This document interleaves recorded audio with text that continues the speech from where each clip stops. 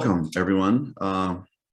Good to be here again, and it's nice to see the WeAwake team. Always, we do a lot of cool things together. And so today we're going to be doing an interesting meditation. It is Journey to the Center of the Self by a dear friend and colleague from the UK, Joseph Kao. And this is, he creates the music and he also does very powerful guided meditations. Today, we're just going to do the music or the entrainment sound backing. And because that's what Tidy told me to do. So that's what we're doing.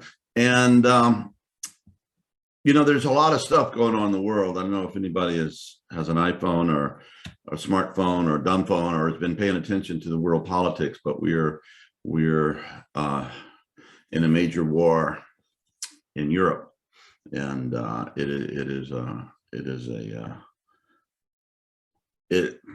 as Dickens said, it's the best of times and the worst of times. The worst of times because so many innocents are being slaughtered to gratify the ego of a nutcase, and that's my political commentary on Putin.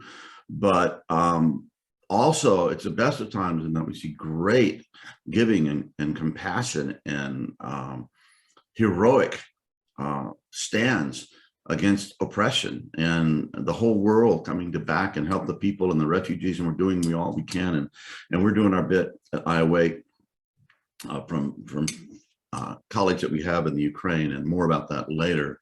But in these times, I think it's very important to find out what the heck we're supposed to be doing, because if you don't really have a sense of what your part is, you know, whether it's a minor part, major part, medium part, we tend to get lost, and we feel like the whole world is against us, and we feel cut off from ourselves, and we feel depressed, and we get cynical, and it's just a bad scene altogether.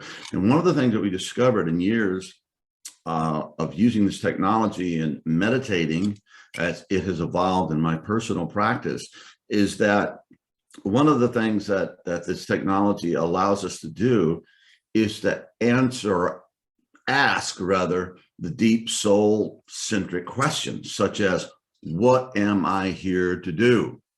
What is my path that I should be walking in this life? And if you've never asked that question, well, let's use this opportunity to do it. And for those of us who have found that path we're to walk, let's just pose the question, how can I walk it more effectively? Is there anything else I need to be doing that I'm currently not doing? Is there any changes that need to be made? Or is there anything I need to see that I'm not seeing and act upon? So basically, this is just a minor, well, I don't know how minor it is, could be life-changing, but asking higher power to show you your path in the world. And maybe it's something that you've known. I found a lot of people have these indications in their childhood or in their adolescence, powerful indicators of what their life's going to be about. You know, they have a dream or something happens and it's just like, and sometimes we walk away from that and we kind of lose it. But when we go back, we go, oh yeah, that's it. And it's there. So if you may recall some events that happened when you were younger that kind of act as pointer signs or kind of awoken something in your spirit that felt very, very alive and important and vibrant. And we are all our best and the most effective when we're doing what we were born to do. So let's use this time together. I think it's a half-hour meditation to ask that deep question. In Native American, they say medicine question. Okay, it's a powerful healing component to asking the right questions.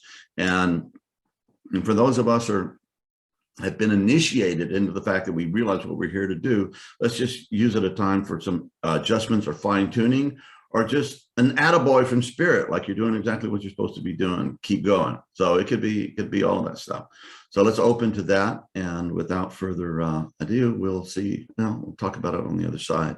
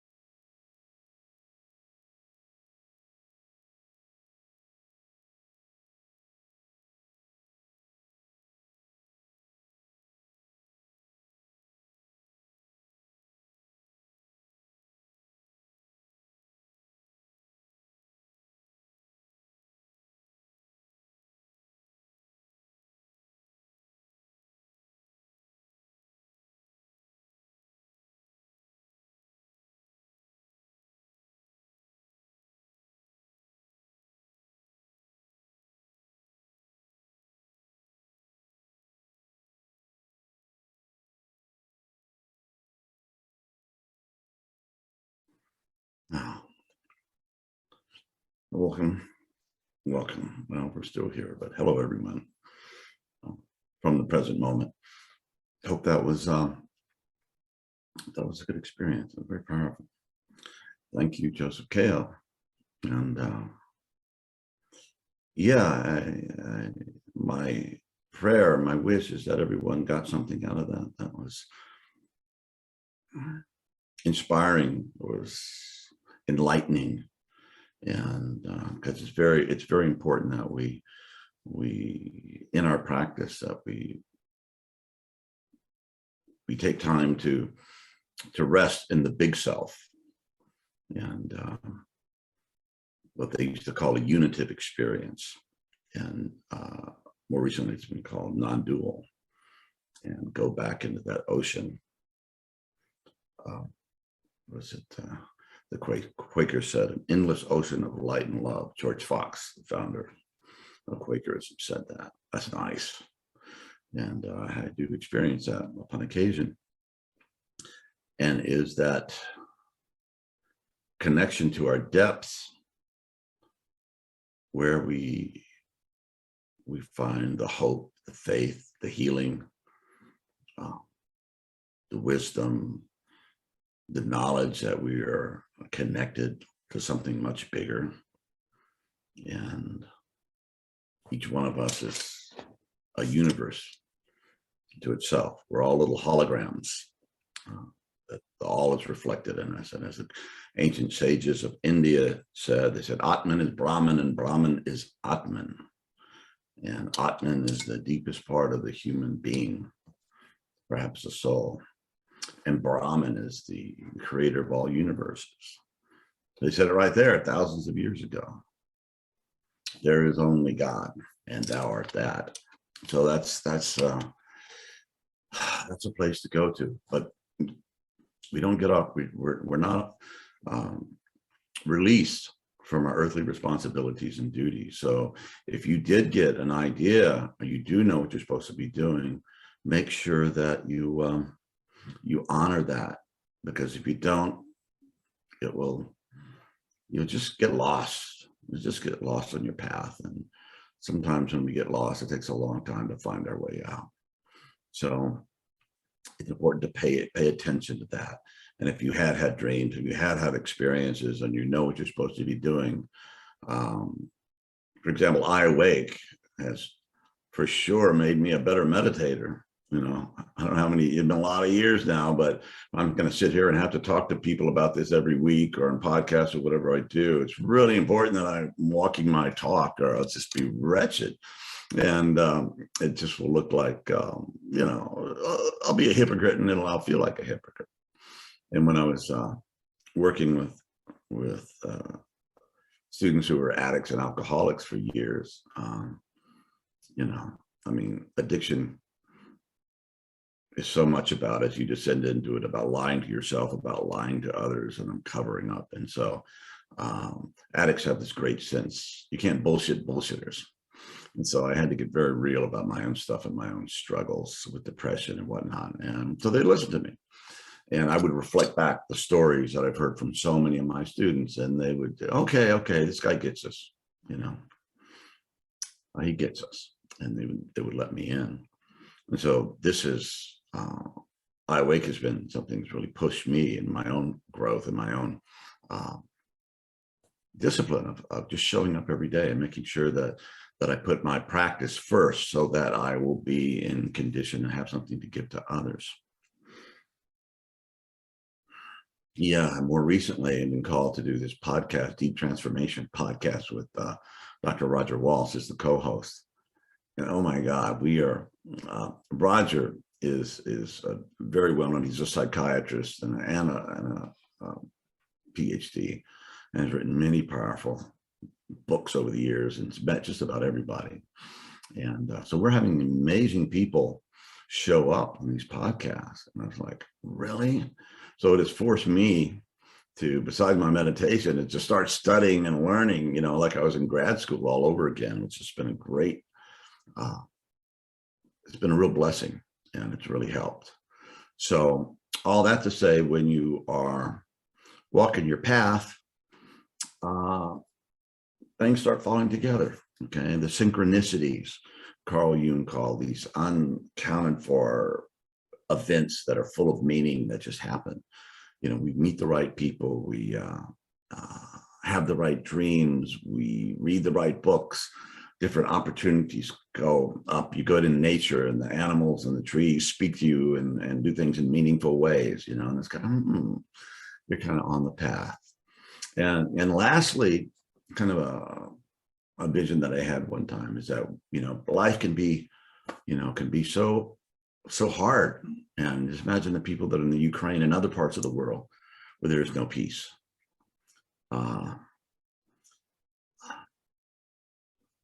It's just devastating. But inside of us, and you could, for example, you could be, this was the example I saw, you can be a submarine on the surface and the tsunami's coming, or the hurricane, or what do you guys in the Philippines, you call the hurricanes? Typhoons. Typhoons, thank you very much. What's the difference between a typhoon and a hurricane? Geography. I think it's just where you are.